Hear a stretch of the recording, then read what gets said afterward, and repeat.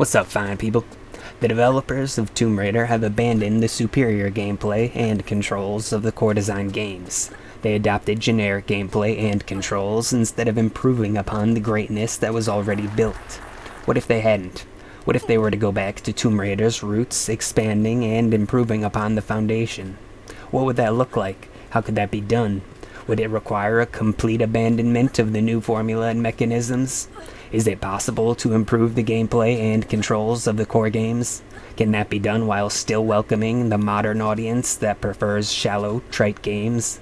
I don't know, but I know I have a vision for a Tomb Raider that builds upon the original and is designed for hardcore gamers. It focuses on precise controls, unique gameplay, and the depth of a high skill ceiling. Because of the popularity of gamepads and the frequency of them being used to excuse poor design, I will go through a gamepad scheme suited to a true Tomb Raider experience. One of the few things that has been improved in the series is the ability to customize the experience via options in the menus. That concept is important for tailoring the controls to the player's preferences. Luckily, Tomb Raider is supposed to be a relatively simple game, thus the controls won't need to be extremely intricate. I've even been able to include binds for functions that I don't want to see in the series. It manages to adopt additions from the so-called Survivor trilogy. More importantly, however, it offers the classic movement, but with camera control, and the modern movement, and the ability to change between them on the fly. I devised this scheme before the remasters were announced, and I've yet to play them or even learn much about them. Hopefully I'm not missing anything important, but this scheme does have room for changes and additions. I'm only going to go through the controls for foot movement. Vehicles, minigames, menus, and whatever else there might be are relatively unimportant to me. In my scheme, there are 3 modes of control: raid, combat, and climbing. Raid controls Lara's behaviors outside of combat scenarios and climbing. Let's get into it. The left stick controls movement. When the camera is locked to the body, as it is in the original games, the stick will make Lara move forward, turn, strafe, and hop backward or walk backward if she's in her walk mode. The strafing occurs when the stick is in the lower left or lower right position, or, as an option, Lara will only strafe when she's walking. Instead of turning, she will strafe. If this mode of movement is leaving you skeptical, you can hear more about it after I go through the rest of the controls. It is likely much better than you realize. The triggers and options will allow it to shine. When the camera is locked to the head, every direction makes Lara run forward based on the camera's view, as it is in the reboot. The right stick controls the camera's view. There would be an animation of Lara's head and slightly her body turning to match the camera. If the camera is locked to the body, clicking the left stick toggles the free look mode. The free look, which is simply controlling Lara's head/view, will be temporary if the left click is held. Lara still moves to her right if the left stick is moved to the right, regardless of the camera's angle. If the third person mode is locked to the head, clicking will align the camera to Lara's body. Clicking the right stick swaps shoulders. Unless Lara's model is centered during the headlocked system, swapping shoulders should work even if Lara is not aiming a weapon. Not only would it swap the camera to Lara's left side, but the gun would also transition to the other shoulder. When in the combat mode, left trigger will lock onto targets. There would be an option for holding and toggling. At a full press, the camera can zoom onto the target, forcing Lara to face it. When in the raid mode, left trigger will spin Lara 90 degrees to her left. It's useful for wall jumps and agility in the grid-focused movement and level design. Hitting it twice will make Lara twice rotate 90 degrees, a 180-degree turn. In the climbing mode, left trigger will make Lara turn to her left, used for dismounting. If there is a ledge that she can grab after the jump, she will reach out her arm. Otherwise, jumping will still allow her to dismount from the surface. When in the combat mode, right trigger will fire the weapon. It could be fully automatic when pressed fully, but I think the gun's fire modes should be automatic as they are in the original games. In the raid mode, right trigger will spin Lara 90 degrees to the right. When climbing, right trigger will make Lara turn to the right for dismounting. During climbing, pressing the left trigger and right trigger simultaneously will make Lara turn backward for dismounting. Her arm will stretch out if there's a ledge that she can grab, otherwise jumping will cause her to dismount with a backflip. Left bumper makes Lara jump. When the camera is locked to the body, left stick movement influences her jumps, causing backflips, tucked aerials, etc. Tumbling stunts can be performed by double, triple, and quadruple tapping the left bumper. Combining that with other buttons will perform different stunts. While climbing, jump will make Lara climb up to the ledge above her. Right bumper toggles walking or slow climbing. Walking prevents Lara from falling off of ledges, and it allows for impractical but spectacular moves, such as the handstand while climbing up a ledge. Double tapping right bumper toggles sprinting or fast climbing. Lara can sprint while crouched. Sprinting slides down ladders and such. If Lara is sprinting, right bumper will switch to run, but double tapping it will switch to walking. Holding right bumper while landing from a jump will cause Lara to do a backflip. Rather than toggles, there can be an option to make it a hold and a double tap then hold. That would remove the ability to backflip upon landing. Alternatively, sprinting can occur at the edges of the left stick, opposite to how many games implement walking. In the combat mode, the Y button will switch to the previously selected weapon. Holding Y brings up the weapon wheel, double tapping Y will holster the weapon and put Lara into raid mode. In the raid mode, Y unholsters the weapon, placing Lara into the combat mode.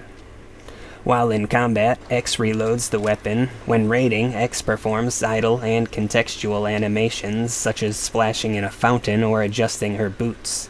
If Lara has a flare or a chem light equipped, X will throw it.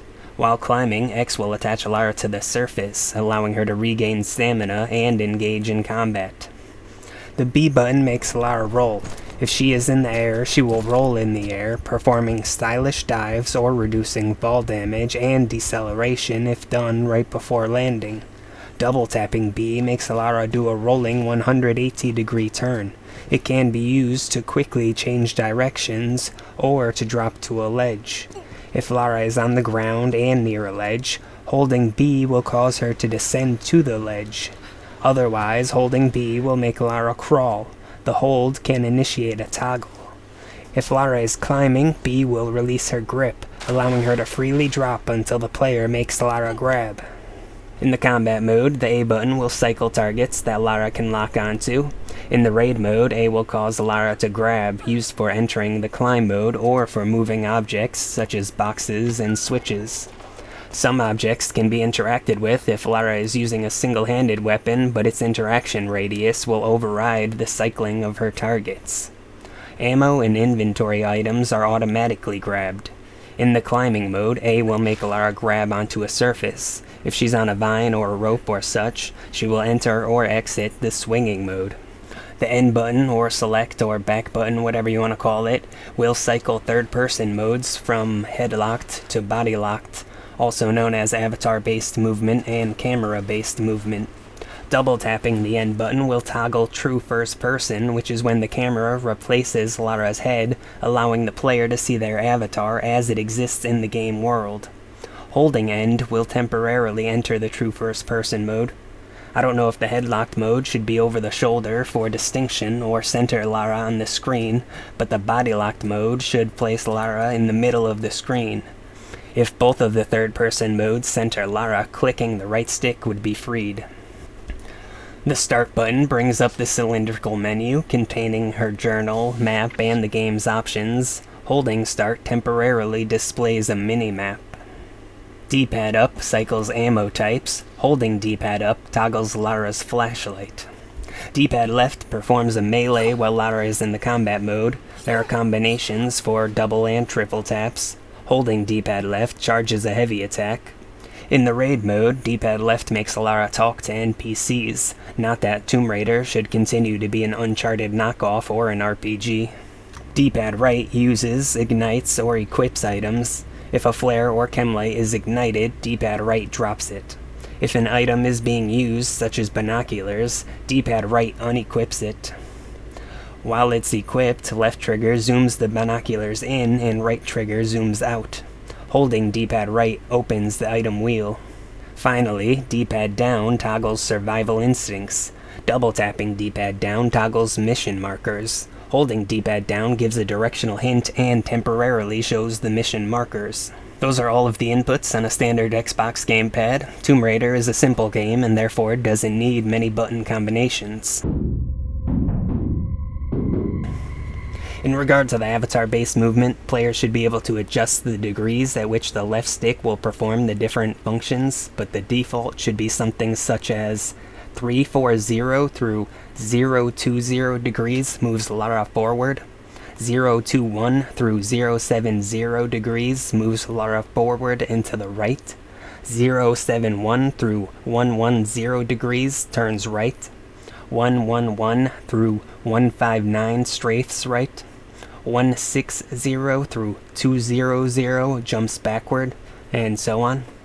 Because the left and right triggers rotate Lara 90 degrees and the game should be designed around a grid, players should be able to reduce or remove the size of the zones of the joystick. That way, moving Lara forward could have more area, and turning her while moving forward could use all of the joystick sides. Players should also be able to adjust her turn speed / sensitivity, similar to different cars and racing games. That is extremely important to the game feeling good for as many people as possible. It allows Lara to feel like an athlete, like a sports car or a go-kart instead of a wide truck. So long as there are proper curves, buffers, and spacings, the stick should work well when combined with the triggers. However, as an almost necessary option, the movement could be switched to the D-pad via the menu, with all of the D-pad's functions being swapped to the left stick. Clicking the left stick would open a menu of functions, removing the ability to swap shoulders, since that's already unnecessary for the body-locked third-person mode. The free look toggle would swap to the right stick. The left stick would perform melee attacks when the menu is not open. Alternatively, simply moving the stick could open the menu, and melee combat could be moved to another input or removed entirely. I don't think Tomb Raider needs hand-to-hand combat. Certainly, this classic avatar-based movement would be great on a keyboard, with its separate keys like the D-pad. I wish I knew of another game that uses a similar idea with the stick, as it's not as confusing as that may have sounded. Lara would be agile and players would have full control so long as the platforming doesn't have magnetism or force grabbing. It's a true improvement of the original game rather than something drastically different and, in my opinion, inferior. As an alternative for improving upon the hand-to-hand combat, Y and D-pad can be swapped, cycling ammo can be moved to the weapon wheel, cycling targets can move to Y, and Lara can use A to grapple enemies, but I don't want that. A could perform melee / talk, but that would prevent one-handed weapons from allowing interactions. A grappling hook can be selected in the item wheel and equipped by using it. When in the air, right bumper would connect to an object that aim assist has locked onto, left bumper would release objects, right trigger would lengthen the cord, and left trigger would shorten it. The hook should work closer to how Batman's does in Batman the Animated Series, not as it does in the Survivor trilogy. Players would be able to swing. As fun as it would be, I'm not sure a grappling hook should exist in Tomb Raider. Similarly, items such as jetpacks could be used, another thing that I don't want in the game, but I'm using it as an example of possibilities. As you can see, current gamepads are capable of high degrees of control, despite them being poorly designed and utilized. It is possible to have the avatar-based movement of the true Tomb Raider games and the camera-based movement of the modern bastardization. We could even have the first-person perspective for immersive gameplay. The movement can be deeper and more spectacular than ever. There is room for an improved grappling hook and a jetpack or other things that Tomb Raider probably should not have. People need to stop using gamepads as an excuse for shallow design. Developers need to stop making every game into a carbon copy of a successful game from another series. Tomb Raider is not Uncharted. It's not a game about mingling amongst locals and shopping. It's about raiding tombs, combating hostile entities, jumping, climbing, and solving puzzles. It has its own identity and gameplay style. The customization has been an improvement. Build upon that, but revert to making Tomb Raider games that use precise, predictable platforming to explore trap-filled tombs. Give players better control than ever and go back to fighting monsters and wildlife instead of soldiers. Deepen the gameplay instead of focusing on contrived stories and humanizing Lara.